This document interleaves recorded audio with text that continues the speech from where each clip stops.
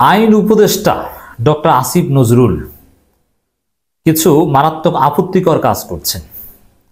জামাত শিবিরের উচিত আসিফ নজরুল এই সিদ্ধান্তের বিরুদ্ধে প্রতিবাদ জানানো এবং আসিফ নজরুলের সাথে দেখা করে তাকে সতর্ক করে দেয়া। দর্শক, খুবই জরুরি আলাপ।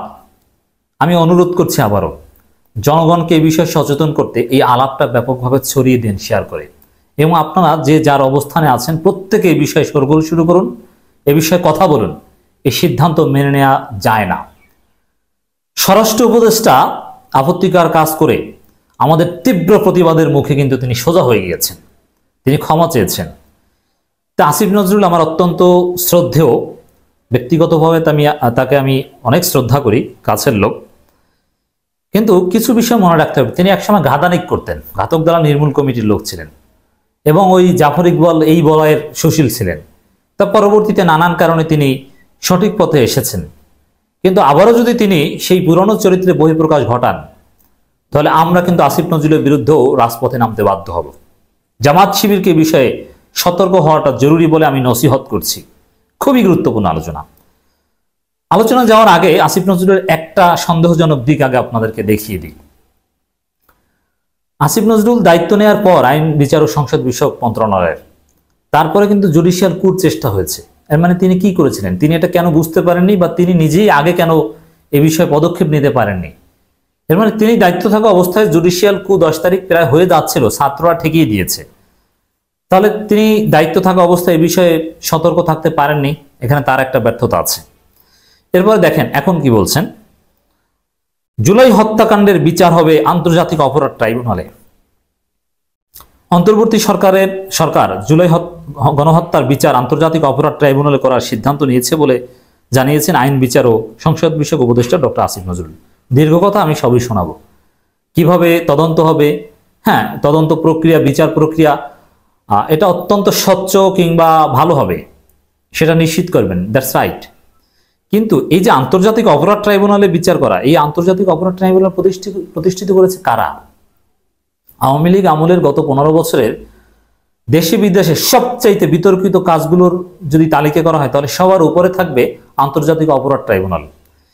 ইন্টারন্যাশনালি আন্তর্জাতিক অপরাধ ট্রাইব্যুনাল লেজিটিমেসি নেই। জাতিসংঘ এই অপরাধ ট্রাইব্যুনালের তীব্র সমালোচনা করেছে, যুক্তরাষ্ট্র করেছে, যুক্তরাজ্য করেছে, বরং পৃথিবীর বিভিন্ন দেশে আদালতে এটাকে অনেকটা বাতিল করেছে। এর কোনো লেজিটিমেসি নাই। আন্তর্জাতিক অপরাধ ট্রাইব্যুনাল মানবতা বিরোধী অপরাধের বিচার করতে গিয়ে তারা মানবতা বিরোধী অপরাধ করেছে। স্কাইপ কেলেঙ্কারি থেকে শুরু করে নানান ঘটনার পর এবং দেশপ্রেমিক রাজনৈতিক নেতাদের এই আন্তর্জাতিক অপরাধ ট্রাইব্যুনালে ফাঁসির রায় দেওয়ার পর এই আন্তর্জাতিক অপরাধ ট্রাইব্যুনালের বৈধতা থাকতে পারে না। তো যে অপরাধ ট্রাইব্যুনাল প্রতিষ্ঠিত করেছে আওয়ামী লীগ, যে অপরাধ ট্রাইব্যুনাল মারাত্মক মানবতা বিরোধী অপরাধ করেছে, যে ট্রাইব্যুনাল আন্তর্জাতিকভাবে গ্রহণযোগ্য নয়, দেশেও গ্রহণযোগ্য নয়, যে ট্রাইব্যুনাল জুডিশিয়াল কিলিংয়ের প্রতীক হয়ে দাঁড়িয়ে আছে, সেই ট্রাইব্যুনালকে বৈধতা দিয়ে সেই ট্রাইব্যুনালের মাধ্যমে বিচার করা হবে, এটা আমি মনে করি এই সরকার যাদেরকে জুডিশিয়ালি কিল করেছে তাদের সাথে প্রহসন ছাড়া আর কিছুই নয়। এটা মেনে নেওয়া যায় না। এই আন্তর্জাতিক ট্রাইব্যুনালকে ভেঙে চুরে চুরমার করে দিতে হবে। এই আন্তর্জাতিক ট্রাইব্যুনালকে বাতিল করতে হবে। এই আন্তর্জাতিক ট্রাইব্যুনালের সকল সিদ্ধান্ত অবৈধ ঘোষণা করতে হবে, গঠন থেকে শুরু করে সব। আন্তর্জাতিক ট্রাইব্যুনাল ছিল রাবার স্ট্যাম্প। কি করেনি তারা?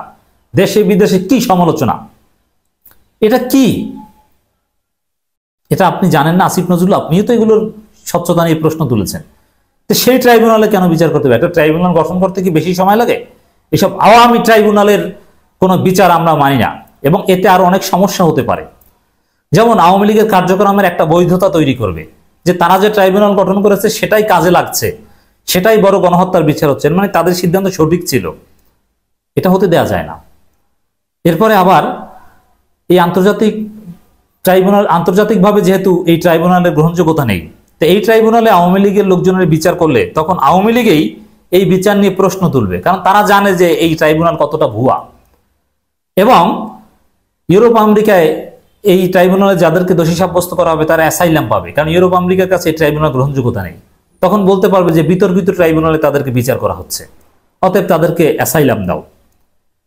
অতএব এই ট্রাইব্যুনালের মাধ্যমে বিচার করতে দেওয়া হবে না। আসিফ নজরুলকে আমরা সতর্ক করে দিচ্ছি। জামাত শিবিরের উচিত, আবারও বলছি, জামাত শিবির উচিত ডক্টর আসিফ নজরুলের সাথে সাক্ষাৎ করে এই বিষয়ে বলে দেয়া যে নতুন উদ্যোগ নেন, আলাদা ট্রাইব্যুনাল গঠন করুন, এই বিতর্কিত ট্রাইব্যুনাল সবকিছু বাতিল করতে হবে। এটা প্রহসন, এটা মেনে নেওয়া যায় না। সচিবালয়ে আয়োজিত এক সংবাদ সম্মেলনে তিনি বলেন, কোটা সংস্কার আন্দোলনের সময় গণহত্যা, গুলিবর্ষণ ঘটনায় বিচারের জন্য এরকম কিছু মামলা হয়েছে। তিনি আরো বলেন, কিন্তু রাজপথে থাকা ছাত্র সংগঠন, মানবাধিকার সংগঠন সহ অনেকের দাবি করেছে এটিকে মানবতা বিরোধী অপরাধ হিসেবে খতিয়ে দেখা যায় কিনা। হ্যাঁ, নতুন করে মানবতা বিরোধী অপরাধের বিচারের জন্য ট্রাইব্যুনাল গঠন করতে হবে। এবং এই যে আওয়ামী আইসিটি ট্রাইব্যুনাল, সেখানে কিন্তু আইনের অনেক অ্যানোমালিস আছে, অনেক ত্রুটি বিচ্যুতি আছে, এবং এই গণহত্যার বিচার করার জন্য ওই ট্রাইব্যুনাল উপযোগীও নয়। এ বিষয়ে আমরা আলাদা সেমিনার টাইপের আলোচনা করলে দীর্ঘ কথা বলতে পারি। অতএব এই সিদ্ধান্ত থেকে ফিরে আসতে হবে। আমরা দেখছি জুলাই গণহত্যার জন্য দায়ী ব্যক্তিদের আন্তর্জাতিক অপরাধ ট্রাইব্যুনালের অধীনে বিচার করা সম্ভব না। এটা আইনি সীমাবদ্ধতা আছে, আর কিছু ত্রুটি বিচ্যুতি সংশোধন করে সম্ভব হলেও যেহেতু এটা জুডিশিয়াল কিলিং এর প্রতীক, অতএব বিতর্কিত বিষয় দিয়ে আবার বিতর্কিত কাজ করা যাবে না। জাতিসংঘের অধীনে তদন্ত টিম কাজ করবে উল্লেখ করে তিনি বলেন, বিগত সরকারের প্রধানমন্ত্রী শেখ হাসিনা সহ যারা এই হত্যাকাণ্ডের সাথে জড়িত তাদের কাউকে ছাড় দেওয়া হবে না। রাইট, আন্তর্জাতিক তদন্ত হবে। আমরা চাই যে শেখ হাসিনা বা আওয়ামী লীগের উপরে কোনো অবিচার করা হবে না, পুলিশ বা যারা গণহত্যা করেছে তাদের উপর অবিচার করা হবে না। তারা যে মাত্রায়, তাদের অপরাধের গ্র্যাভিটি অনুযায়ী ন্যায় বিচার নিশ্চিত করা হবে।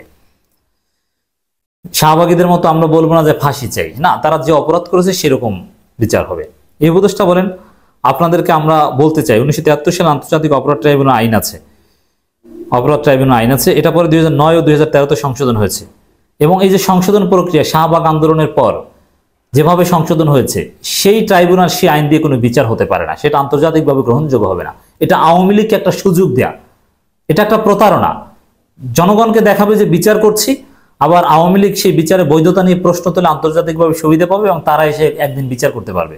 অতএব এই ট্রাইব্যুনালে বিচার হতে দেওয়া যাবে না। আমরা ঠেকিয়ে দেব, রাজপথে আন্দোলন করব। জনগণের কথা ছাড়া এই অন্তর্বর্তীকালীন সরকার কোনো কাজ করতে পারবে না। এই আইনে আমরা জুলাই গণহত্যা বলতে আমি আগস্ট মাসের প্রথম 5 দিনের হত্যার কথা বলছি। এর জন্য দায়ী যে ব্যক্তিবর্গ আছেন, আন্তর্জাতিক অপরাধ ট্রাইব্যুনালে ওনাদের বিচারের জন্য আমরা ইতিমধ্যে একটি ছোটখাটো গবেষণার মতো করছি। আমরা গবেষণা করে দেখেছি এই আইনের অধীনে এই হত্যাকাণ্ডের সাথে জড়িত ব্যক্তিরা যারা বিভিন্ন দেশে বিভিন্ন আদেশ দিয়েছেন, সহযোগিতা করেছেন, তাদের সকলকে বিচারের আওতায় আনা সম্ভব না। মৌলিকত্ব ঠিক রেখে বা নতুন আইন যেহেতু কাঠামো প্রস্তুত, এগুলো করা কয়েকদিনের ব্যাপার, এই বিতর্কিত বিষয়টা আনা যাবে না। আসিফ নজরুল বলেন, আপনারা জানেন এখানে আন্তর্জাতিক অপরাধ ট্রাইব্যুনাল একটা তদন্ত সংস্থা রয়েছে, একটা প্রসিকিউশন টিম আছে, এগুলো আমরা রিঅর্গানাইজ করার চেষ্টা করছি। আদালত একটু পরে করব।